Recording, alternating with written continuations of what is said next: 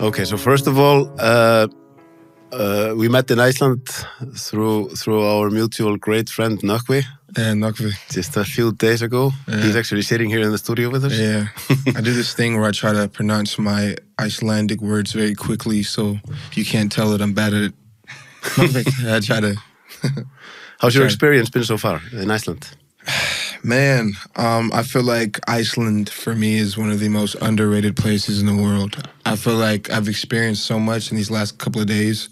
Shout out to Deluxe Iceland for taking care of us. It's been amazing. We've seen waterfalls, like many waterfalls. We've been in ice caves. We've buggied in the highlands. We've been in spas.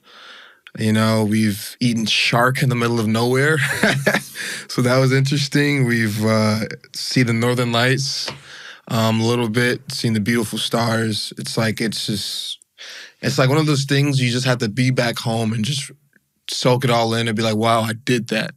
You know what I mean? So it's been amazing, honestly. It's so underrated. It snowed, you know what I mean? Like, I know that's like not a big deal for you guys, but like where I'm from, it doesn't really snow at all. Like it's been great. Glaciers. We was on a glacier tour. Mm-hmm. You know what I mean? We were. It's been a lot. It's been pretty good. I feel like us that are born here and live here, it's hard for us to understand sometimes, even when people are just driving from the airport, just to see all the wilderness and all the vast landscapes. People we don't find it interesting, but it's like completely different because I feel like where I'm from, there's a bunch of like skyscrapers and there's all these lights and there's all these crazy cars and some people love that experience. Mm-hmm. But I feel like this is like the complete opposite in a good way. It's the complete opposite in a good way. It's like nature. Mm-hmm. Like I feel like this is probably one of the few places on earth where it's almost untouched by man.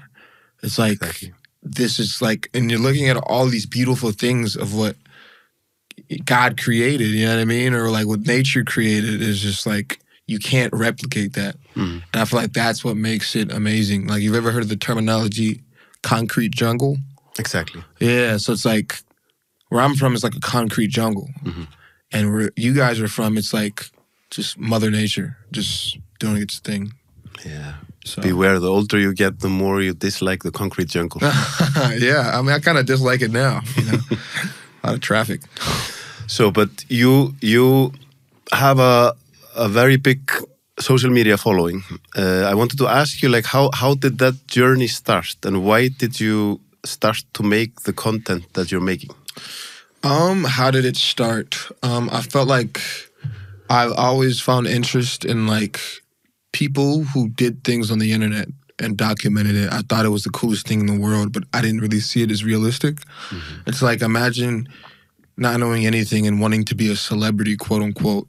I feel like I never really saw that as attainable. But there was one day that I was at the mall, and then there's this group of people who looked like me, who had a bunch of cameras and were just being regular, and I was talking to them. And one of the guys' faces bothered me. And I was like, why does his face bother me? And then we were talking, they were cool, but most importantly, they were very normal, right? So I went home, they told me their social media name, I looked it up, and I found out that they were one of the biggest YouTube groups in the entire world. It's a YouTube group called AMP, mm-hmm. right? And what I got from that, I was like, what? Like, it didn't make sense to me. I was like, these regular people are these crazy superstars on the internet, mm-hmm. and they seem so normal. And that was the day it became realistic, because the way I take it, if they can do it, I could do it. You know what I mean? That was a long time ago. That might have been like 2019. Mm-hmm. But so I started to do a couple random things on the internet. Of course, like anything in life, if you don't have structure or plan, it's kind of hard to make any type of progress. So, you know, I didn't really do much. But then COVID happened. And it was the first time in my lifetime where everything was at a pause. There's nothing else to do. You couldn't go anywhere. You couldn't do anything. All you had is yourself and your thoughts. Mm-hmm. So I took that time to just experiment with, you know, the internet. and I failed time and time again. And then I did a little comedy at one point. I did a little comedy, and it was doing somewhat good. At least at the time, I thought it was good. And then I look back, it wasn't that good. But I got a little bit of progress on it. I think I got like 180,000 followers on TikTok. And then it just came to an absolute pause. It stopped working.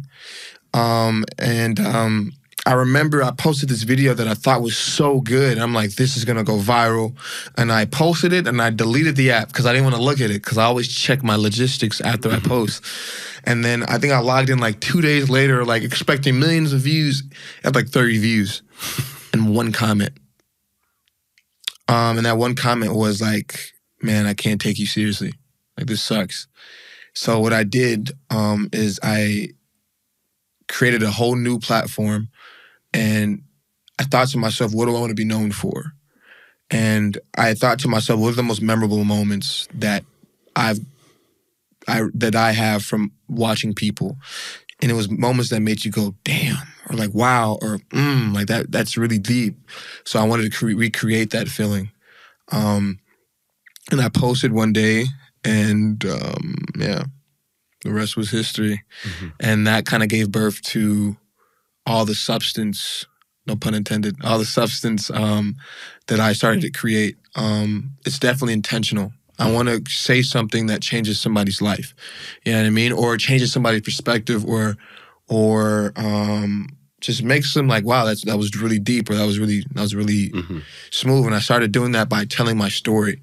People often think what I do is the most complicated thing in the world, but it's very easy, because what I did for a very long time is I looked at the camera and I imagined a certain version of me that needed advice or needed words that I never got. And then I would speak to that person. So I would, instead of saying, so I would speak to him like it was like someone else. I'd be like, hey, you this, or I would just have a conversation, and I'll post clips of that. And people kind of took it as poetry. And a lot of people could relate to it, because I feel like a lot of our stories are the same thing in different fonts. You know what I mean? And yeah. What's the key to, because you talked earlier about when you met this YouTube crew, what's the key to, I think a lot of people, like the negative voices inside their heads, it's the imposter syndrome comes out. Like, who am I to do this? Like, what's the key to like visualizing it? So that must be a part of making it happen, to absolutely believe it in your core, even if you're going through periods where nothing seems to be working, it doesn't seem to catch momentum. What was the key? I'm imagining that your journey, like to continue to make content, even when you feel like it's not working out. What's the key to seeing the end goal, or seeing where it's going to lead? Perception. It's definitely the key. So kind of going back to what I said, after I kind of told my story, I did this thing where I got other people's stories. And I started interviewing people, right? And the reason why I'm referencing that is because one of the people I interviewed, he said something that really resonated with me. I believed it for a long time. I just didn't know how to put it into words. He said, when it's not working, don't change the goal, change the plan. Change the plan to get to that goal. You know what I mean?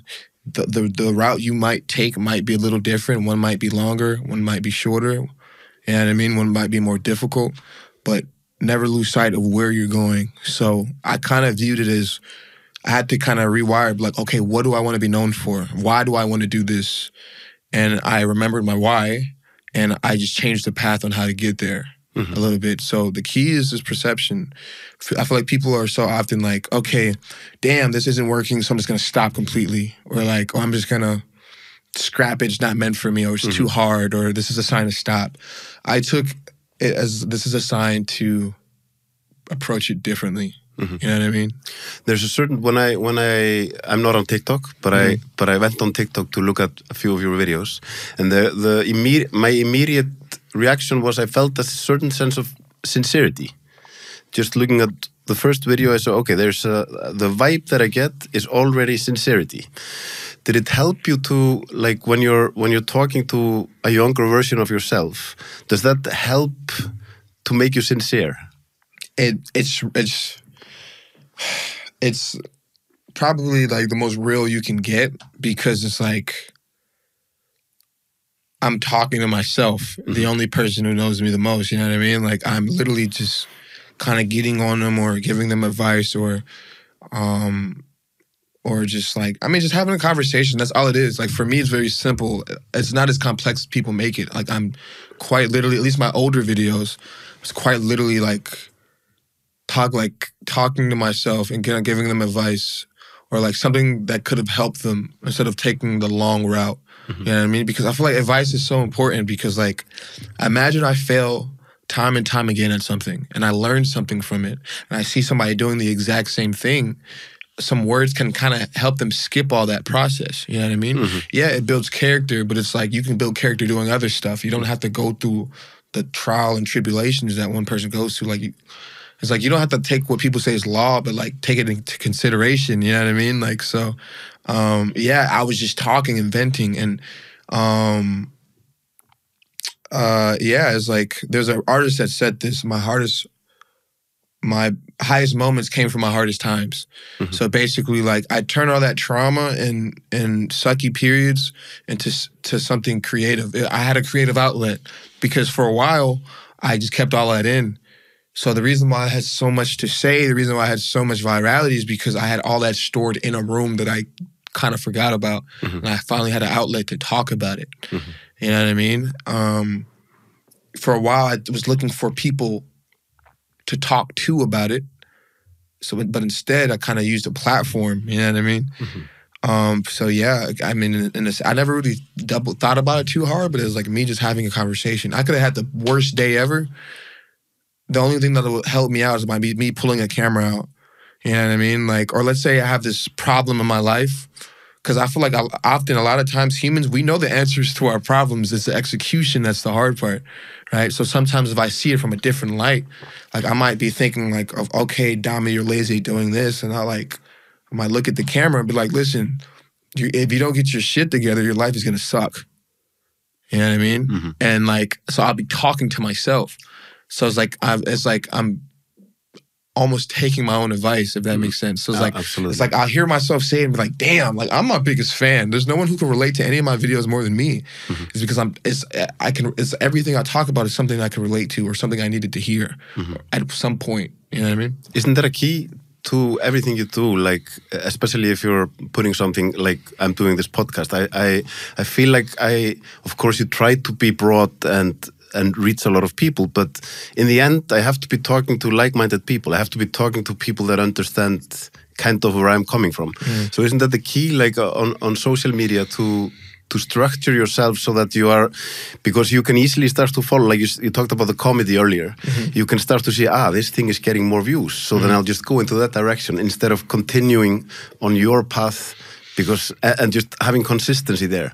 That's why it's very important to have a goal and be open to the plan changing, because if your goal is the same, the plan won't necessarily matter because you're still doing something that you want to do. It's really important to have a goal in mind, because like if the goal is to have a deep talk show on CNN or something, that's so random, not CNN, but like if the goal is to have like a deep talk show on the biggest network on TV, I shouldn't be doing dancing, lip-syncing videos on TikTok. That doesn't make any sense. See how that plan doesn't make sense? But however, maybe like the plan might change. Maybe I'll do deep interviews, or maybe I'll do TED Talks, or maybe I'll do poetry, or maybe I'll do some type of songwriting. Those are examples of the plan might change, but as long as it gets you to that goal. So like it's definitely important to be structured and not do random things, because you can get caught up in a trap.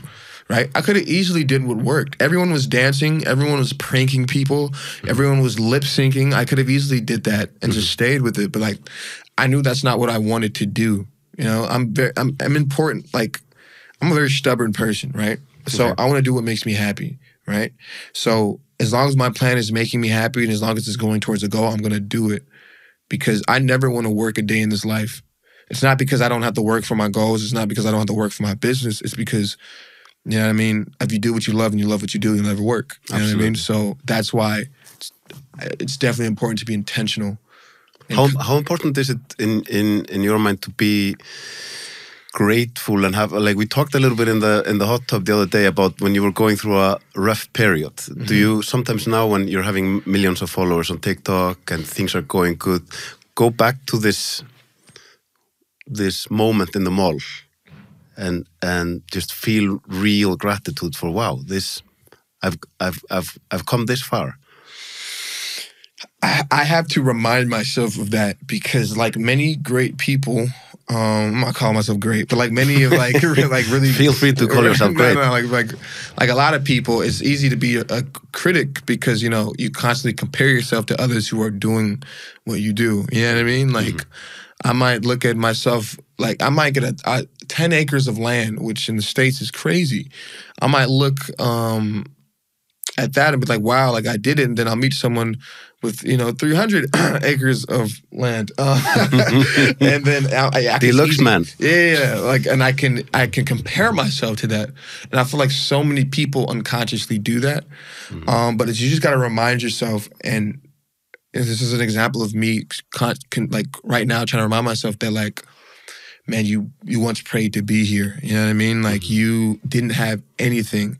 Like one of my my business partner, Narvik, man, he's seen a lot of periods of my life where it's like, I want to do this, I want to do that, like I really want to do it, like, ooh. And then you look at present time and, like we're doing it.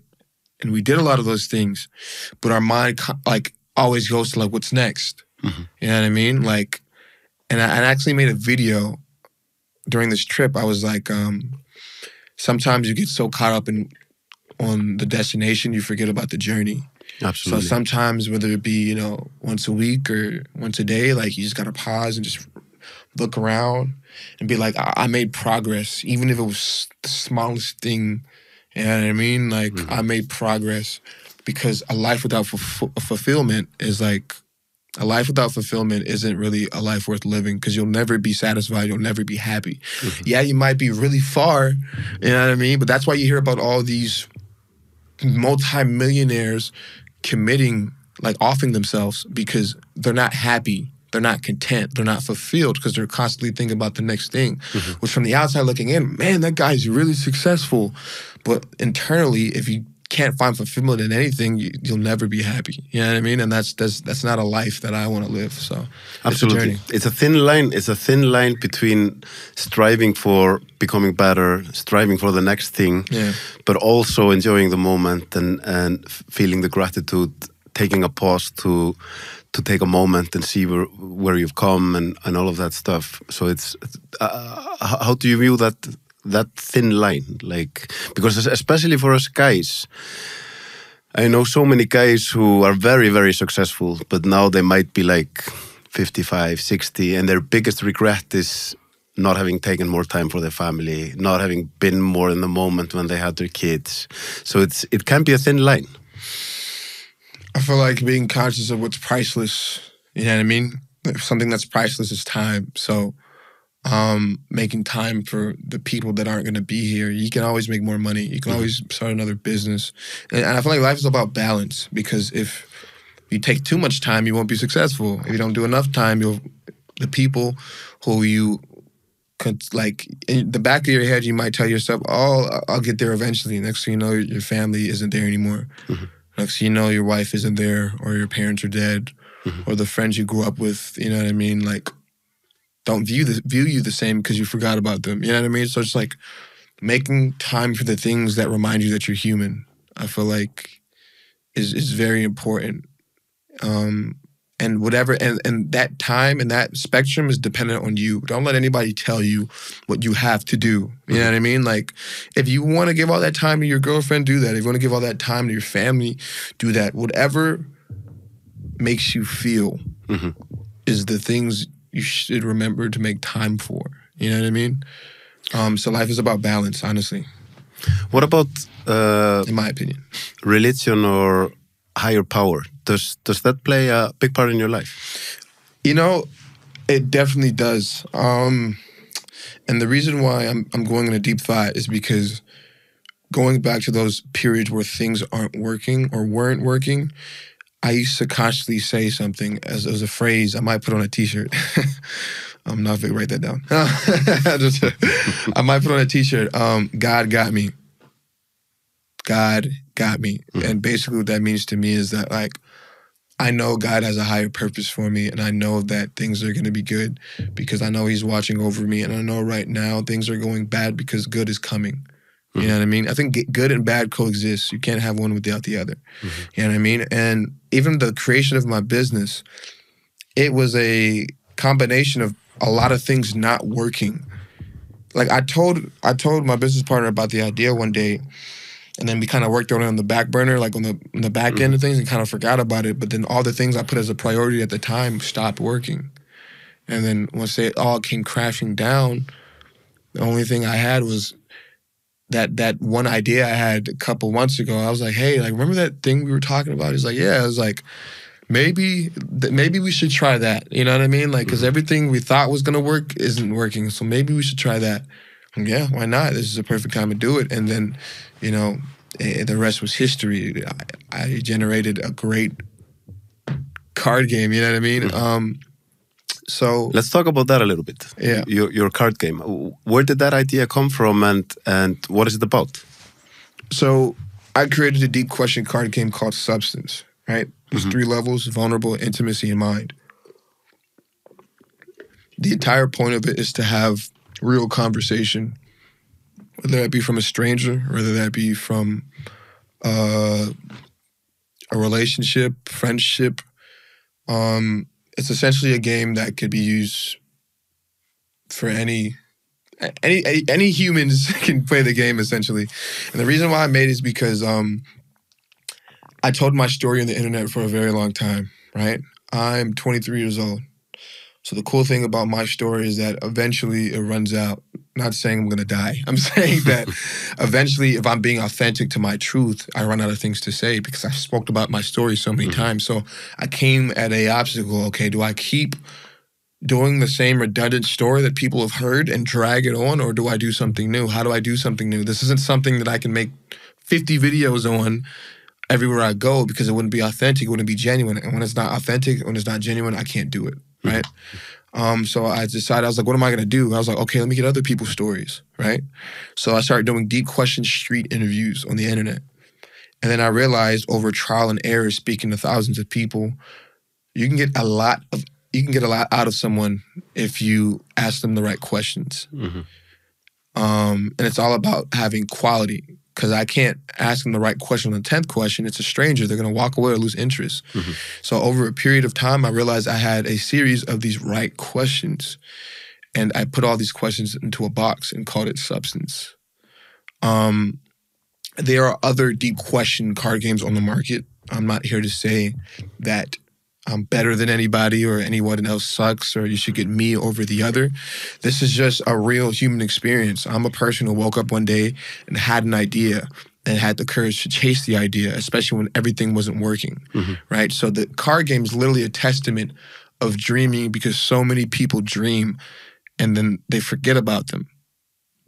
Like, if you ask most people, what did you dream about last night? As the day goes on, they won't remember. It's because, like, naturally, you're not going to remember. Naturally, most people don't remember. This is why most of the world are doing things they don't want to do. You know what I mean? But I chased it. I did it. I had great help. Shout out to Navik, I'm going to say it. Shout out to I mean, we are gonna take a moment later in our talk to give Navik credit. He deserves it. Yeah, 1,000%. I had someone who believed in me, and I did it. You know what I mean? And the reason why I say it's a testament, because it's like, dreams work if you make them work. Even if 1, 2, 3, or 4 doesn't, they work. Some of the most successful people in the world right now aren't successful because of their first dream working out. Absolutely. You know what I mean? Steve Harvey, one of the most successful people in the world, didn't really start being successful until he was like in his late 30s. You know what I mean? Like, after years of stuff not working. So it's like, yeah, I mean, I put all those questions into a box, and what I did is I just kept doing what I did before. I kept doing street interviews, and instead of asking them random questions that I thought about, I asked them questions for my card game. And one thing that worked phenomenally is when I got people to play it with themselves. with the people they know. So whether it be random couples, whether it be parents, you know what I mean? Whether it be, like a lot of people who had their first real conversations through my card game because communication is hard, you know what I mean? And so many of us want to fix broken bonds or have conversations that we never had the courage to have. A lot of us want to have those conversations, fix those things or learn these things, but we don't know how. So my card game is essentially a how-to manual. And also we become lazy. Like it's easy just to go on your phone. It's easy to start to watch TV while you're eating, and instead of really, like in my view, the best conversations, they usually happen when you allow yourself to sit a little bit even in silence with whether it be your spouse or your family, and then all of a sudden, because you didn't distract yourself with the phone or TV or something, all of a sudden spontaneously there's a great conversation that you couldn't have maybe envisioned. And those conversations are what you're going to remember 20, 30, 40 years down the line, not the stupid posts that you're laughing at while you were eating. It's those conversations, learning people. I mean, how many people are in the world? How many connections can you make with a simple conversation? But everybody is not that. Everyone doesn't know how to have conversation. There's some people who are super quiet because they don't know what to say. But that doesn't mean they don't have a lot to say. So whether you're great at conversation, whether you suck at it, whether you just need an extra push, I mean, even if it's not my card game, having tools like that will help you, whether it's anyone's card game. You should definitely take a look at it, but it just helps. And I also have a rule in my game. It's if you don't answer if your answer lacks substance, you do a dare of the opposing player's choosing. The reason why I said that is because it's so easy for the game to be ruined if one person isn't participating enough, right? So you could be dry and I'm deep, and then it's ruined, right? So if you're dry and I tell you to shave your eyebrows, you're going to get with the program, you know what I mean? So it's like, that's why I edit that, but yeah. You said earlier, like, if it's not authentic, if it's not genuine, I won't do it, or I don't want to do it. And also you talked about, I don't want to work. Like, you want to do what you love, and then that becomes your quote-unquote work. We also talked a little bit yesterday night we were talking about your following base, and you said, okay, it's mostly people between 18 and 25, but I could also be affecting somebody that's 65 or 70. And when you talked about dreams, that's what makes me tick. It's like I have a conversation, there might be X amount of people listening to my podcast, but there might be one person who is taking something from our conversation now, and they really change their lives. Just because they heard something at the right moment in their lives to actually change something. That must inspire you when you hear that you're influencing somebody's life in a positive way, and maybe making them chase a dream, even if they're 65 or 70. 1000%. I've had a guy come to me in like a grocery store with 2 kids and be like, hey man, I'll watch your shit. Keep going. Like, random, right? I've had people come up to me. I'm a lot more reserved now, so I don't go out as much, even though like I'm in a completely different country right now. But I'm kind of like stay in the house, so I don't see it as much. But I've definitely had people tell me that. But the main reason why I kind of went this route is because everybody was inspired by something to make them do what they do now, whether it be themselves, whether it be a moment, whether it be a conversation that had nothing to do with what they're doing. Everyone was inspired by something. And I feel like there's so much power in that. Like Kobe Bryant, right? One day, he saw something or heard something or did something that made him believe that he could be Kobe Bryant. And he then became Kobe Bryant. What if he never had that something that made him believe? He probably would just be another guy on this earth. Something as simple as a moment in time. If you interpret it, if you execute after it, if you soak it in, it can change your entire life. Because if you believe something can be possible, only then can it be possible. There's so much, our minds are so powerful, right? The fact that humans, doctors, scientists don't even know the full capabilities of it, right? So quite literally, if you do something as simple as believe, you can quite literally accomplish anything if it makes sense. Yeah, if I mean, it makes sense. It sounds to me like the moment you had in the mall was your moment. Yeah. And And in theory, they didn't do anything but just, oh, what's up, man? And just be normal. That's all they did. They didn't say any crazy quote. They didn't promise me any accolades. They didn't tell me about all the cars they're buying. I just took that moment and perceived it differently than most people would, and that's what changed my life. You know what I mean? You talked about being a little bit more reserved than being at home. I wanted to ask you a little bit about, like, because for us it might be foreign. Like, we live in a country that's, at least up until this point, it's been considered very, very safe. When you start to get more fan base and some people might start to recognize you on the streets in the US, do you become very aware of the dangers that could follow as well? I wouldn't call myself a celebrity, right? So I don't need to walk around with security or anything like that. I will say once you start to have nicer things, you have to be more conscious of it. But I mean, I'm a big believer in treat people how you want to be treated, right? So it's like if you don't do wrong by people, they won't do wrong by you. Obviously, there's certain areas and certain places where you should try to avoid, like maybe not bring the super nicest car to a dangerous neighborhood and just sit there and eat popcorn and watch TV on your phone. Just being conscious of it. But it's like, for me, I think the biggest thing is just being intentional with my interactions with people, right? It's more so like, okay, how can we benefit each other? Whether it just be a compliment that I give you to make your day, or whether it be you saying you watch my content or saying you like my haircut or something like that. It's just more so like being intentional. I'm at the point in my life where I want to have intentional relationships with people. Like, how can we benefit each other, even if it's just for a moment? So I'm kind of past, I graduated college like almost a year ago now. Damn, that was almost a year ago. That's crazy. So like I was at the phase where I was just kind of like doing a bunch of random stuff. You know what I mean? But it's like I just moved past it. Like, I'm just ready to have intentional relationships with people and just have intentional adventures in life. You know what I mean? Like, I don't want to go to your random party that you're doing at the club. I'd rather, you know what I mean, chill at home and watch Netflix with my partner, or travel the world and go do something. I don't know, climb a mountain or something. You know what I mean? I think I'm just evolving as a human, honestly. I was referring to a gullible moment from our friend Nökkvi.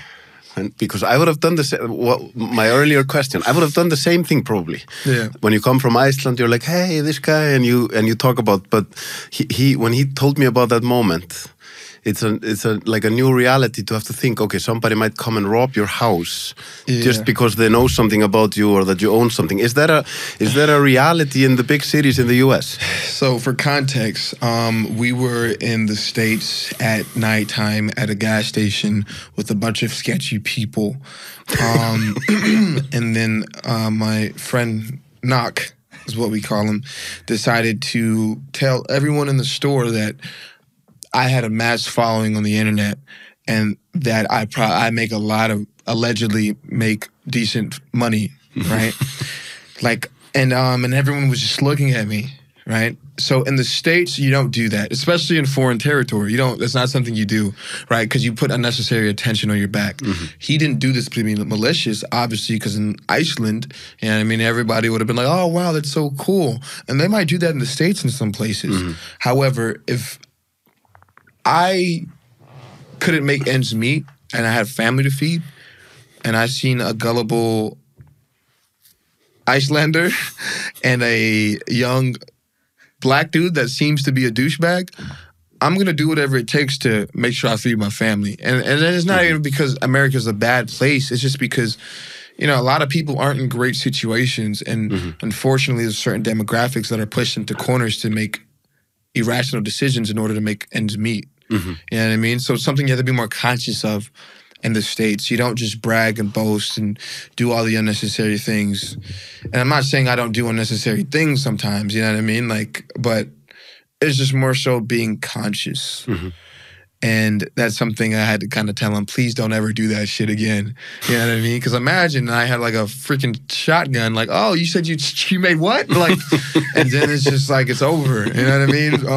They asked. This guy's a celebrity. Yeah. Where's this guy? And I told them,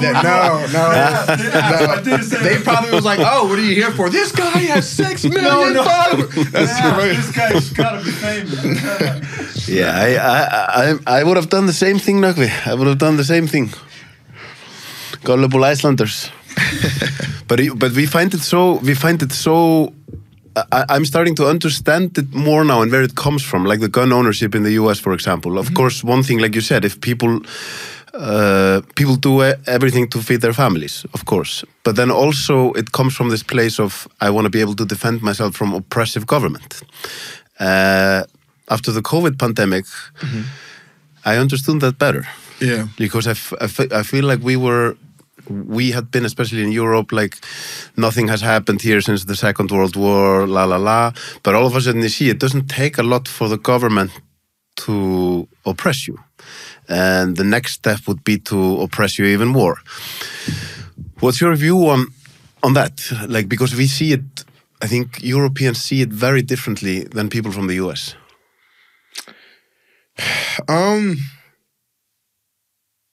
What's my view on that? I feel like people are going to do what people want to do regardless. And I feel like in America, we're so used to a certain culture. And then when you go out to a place like Iceland, you see it's a lot more peaceful.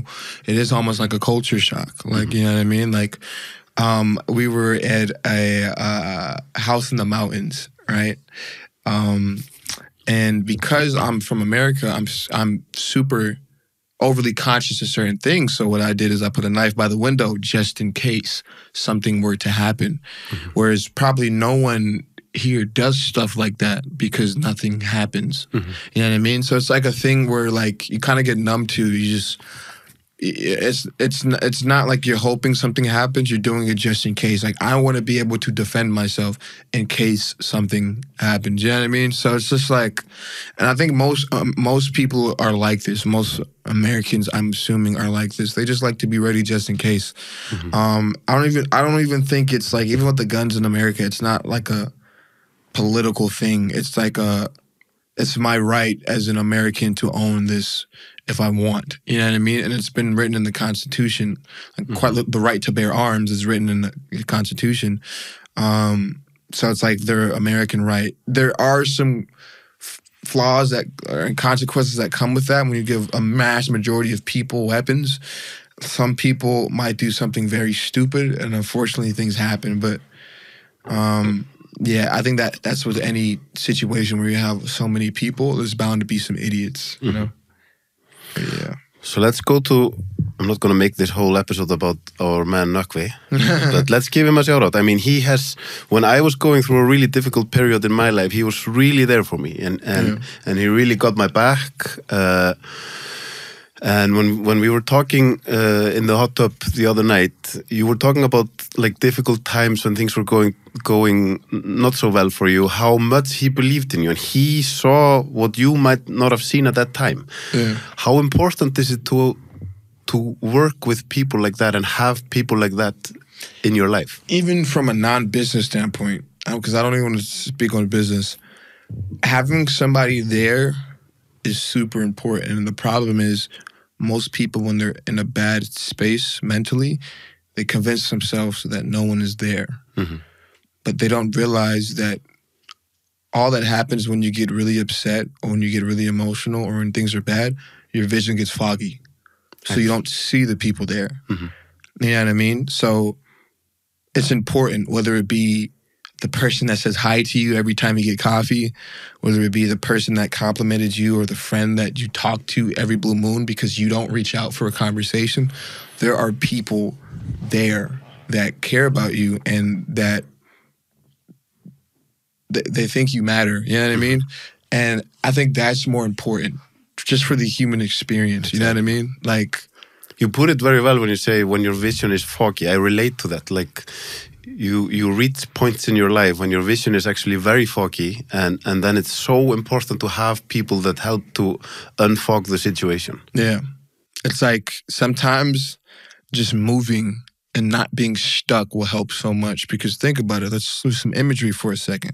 If your vision is foggy when the things are bad, if you just keep taking a step forward, at some point you'll run into something, and maybe that something is somebody being there that has been reaching out the entire time, but you convince yourself that they never did, and you convince yourself, and you become a victim to those bad thoughts. You know what I mean? I want to speak about suicide for a second, right? Not for very long, but I say this all the time, and I have these in personal conversations, right?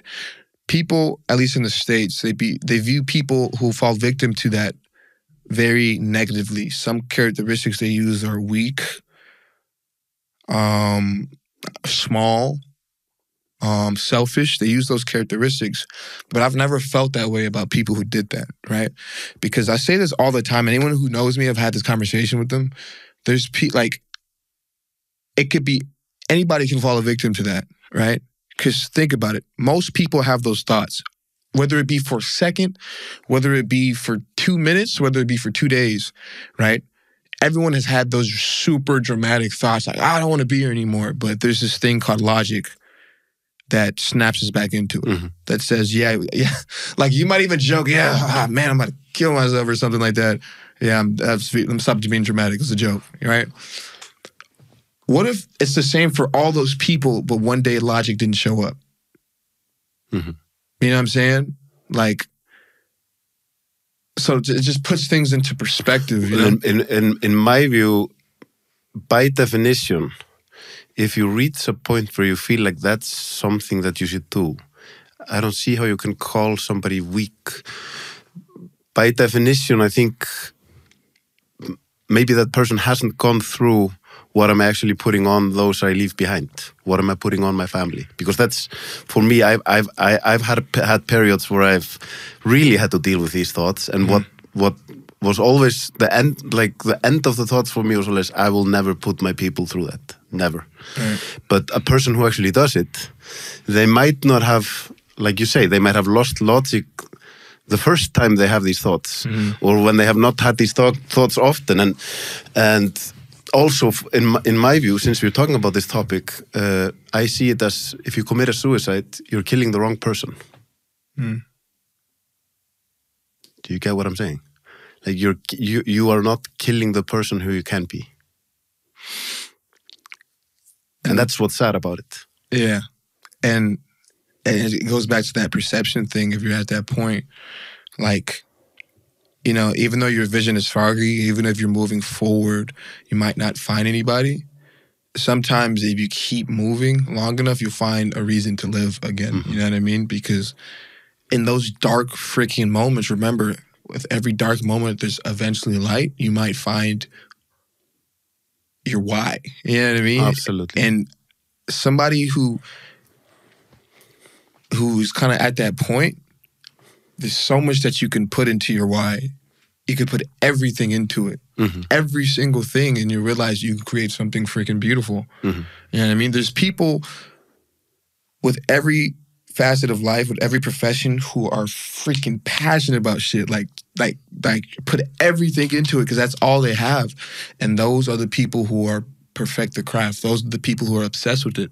That's why the majority don't understand, because you don't know what's going into that person's brain.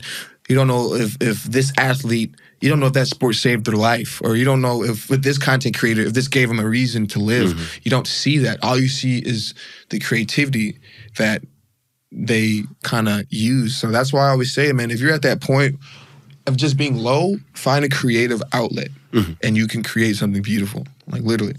How is it, like, I mean, the perception is often that young people are only looking for content that's kind of like, I don't know if I should say just short-sighted entertainment. You must have had a lot of feedback and replies from young people, maybe from the age of 16, 17 to 25, who like deep content. And because sometimes when we talk about social media, we kind of talk about it in a negative way. It's just something you use to distract yourself, but it can actually be a force for good. 1,000%. 1,000%. I think, I mean, short media, we just live in an age of short attention spans because, you know, life, and then, you know, short media takes over the world because you can get a lot from a 20 to 30-second clip. So I feel like the reason why some people resonate with deep content is just because it makes them feel. Like, a lot of people don't know how to feel. Mm-hmm. So if you hear something that doesn't take up that much of your day, it reminds you that you can feel. You know what I mean? And some people are emotionally incompetent. You know what I mean? They don't really know how to express their words or articulate their passions or anything. They don't know how because they've never been taught. No one ever told them that, hey, you should dream, or hey, it's okay to be sad, or hey, it's okay if you get jealous about this. You know what I mean? No one, there's no how-to manual about this. You know what I mean? So especially, like, think about majority of everyone's foundation. What you know, what you know is what you've been taught, whether it be from your friends or your mom or your dad or your aunties, or the people that really care about you. But, you know, there's a lot of parents out there or a lot of guardians that don't know what they're doing. So if you don't know what you're doing about this certain aspect of life, you're going to raise somebody who doesn't know what they're doing as well. So I feel like a lot of people are ignorant, not in the sense of something bad, but in the sense of they just don't know how or what that certain thing is. So when they see it, it kind of throws them off, in my opinion. Or maybe that's me just projecting. I don't know. Maybe that's just me projecting. I'm going to let you go to the Blue Lagoon soon, but I want to ask you, like, now when you have, like, what do you have, like 6-point-something million followers on TikTok? Yeah, something like that. And then that probably draws to other social media. Yeah. Because now you're working with an Icelandic team of people, Nökkvi and other great people. Everyone on my team is from Iceland. That's kind of crazy. How do you feel about that? I think it's cool. I think I remember I used to look at businesses back in the day, like, oh man, like they're working with all these like people, like why aren't they working with people that look like them? It's the way I think of a job position. Who's the best person for the job, right? So I was like, I look for genuine people who know what they're doing. You know what I mean? If they so happen to be Icelandic, they so happen to be Icelandic. If they want to be Hispanic, if they want to be black, whoever the best genuine person is for the job is what it is. They're great, though. Icelandic people are like some of the most genuine people I've ever met. So I'm thinking, when you're going to the drawing board, I assume that you go to the drawing board regularly. Like, I mean, you're 23 years old, you have all this following. What do you feel are the next steps for you? You talked earlier about making this card game because you cannot endlessly talk about your story. Like, what do you see as the next steps for you now? So I actually started a podcast of my own, and the first episode is coming out within like a week or something, called the Fake Deep Podcast. So I want to interview some of my favorite creators in the world and get their stories. And eventually one day I want to start acting, you know what I mean? I want to do short films. I want to, you know what I mean? Maybe I want to create a cologne brand. I want to do whatever the hell makes me happy in the moment. If I see this is cool, I'm going to do it to the fullest. I want to be that guy who's done every side quest possible. You know Snoop Dogg? He's probably in India right now shooting a Bollywood movie. You know what I mean? You know why? Because he's already successful. It's probably because it makes him feel young. I'm still young, obviously, but I want to be like this when I'm 70. You know what I mean? Like, just doing random side quests, whatever makes me feel. You know what I mean? Like, why not? I saw an interview with Kevin Hart. He's one of these people who is like, you get tired just looking at all the things he's doing. And I don't remember, but it was one of his side projects that was just so far-fetched. And I think he was on Joe Rogan or I think it was Joe Rogan. And he asked him like, why would you do that? And he looked at him and said, well, Joe, why not? Why not? Literally, why not? And that's such a good way of looking at it. Why not? If you have opportunities, why not go for them? Why not? I want to I want to get a house in Iceland, and maybe I want to get a house in Dubai. You know what I mean? Maybe I want to start a car rental company. You know what I mean? Yeah, maybe, I don't know. There's so much to do. You know what I mean? So it's like, why not do? Like, there's this cringy quote that I said like a long time ago. Don't quote me, even though I said it's a quote. Anyways, life is too short to have one dream, so why not try everything? You know what I'm saying? Like, why not? Good final words. Wonderful to have you on. And now let's give also a shout out to our man Siki. Ziggy? Deluxe. Deluxe Iceland, you're man. going now to the Blue Lagoon. Yeah, we're going to the Blue Lagoon, one of many stops that we've done. It's been amazing. Like, and I was talking to some locals, and I was telling them the things I was doing. They're like, "Bro, like I've lived here my whole life, and I haven't done all those things." I'm like, "Oh man, like it's great. You know, it's amazing." And this has been the favorite trip I've ever been on, like in life, just because it's like. It's just so much, and it's so like organized, and it's so structured. The people are nice. Like when you have so many things connecting to a project, when one of those things are like faulty, it kind of ruins everything. But when every single piece is strong, whether it be a smile from the tour guide or the comfortability from the car, or you know what I mean, like. Just getting properly equipped when it comes to clothing or like the hotel, like it's when everything is strong, like it's kind of hard to. And I know I've been like speaking so much good. I'm a hard dude to please. Like I'm very like cutthroat. Like, well, yo, this shit sucks. Like, I'm sorry, shark is not good. You didn't. I was gonna say that you didn't like the shark. That was the only bad part about the trip, eating shark. But I can say I did it. You know what I mean? So yeah. Shout out to Deluxe Iceland, and shout out to Iceland for being very kind to us while we've been here. Beautiful. Thank you so much. Thank you for having me.